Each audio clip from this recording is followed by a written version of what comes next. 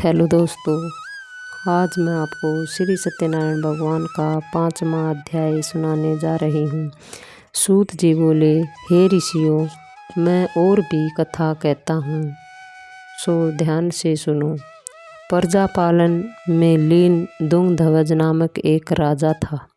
उसने भी भगवान का प्रसाद त्याग कर बहुत दुख पाया। एक समय जब वन में जाकर अन्य पशुओं को मारकर बढ़ के नीचे आया तो वहाँ उसने ग्वालों को भक्ति भाव से बांधुओं सहित सत्यनारायण का पूजन करते देखा। राजा देखकर भी अभिमानवश वहाँ नहीं गया और न ही नमस्कार किया।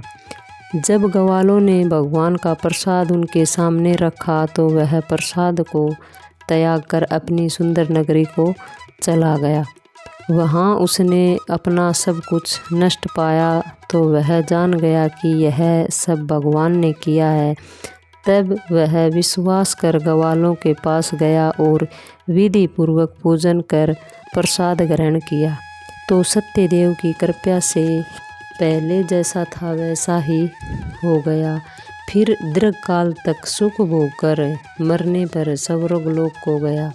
जो मनुष्य इस परम दुर्लभ व्रत को करेगा, भगवान की कृपा से उसे धन धान्य की प्राप्ति होती है तथा जब मनोरथ पूर्ण होकर अंत में वैकुंठ धाम को जाता है।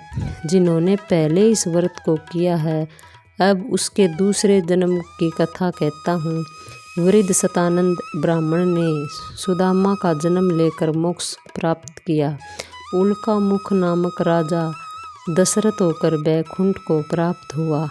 साधु नाम के वैश्य ने मोरध्वज बनकर मोक्ष को प्राप्त किया और दुंगध्वज ने स्वयं भू होकर भगवान की भक्ति युक्त कर्म कर मोक्ष को प्राप्त किया। जय हो श्री सत्यनारायण भगवान की जय।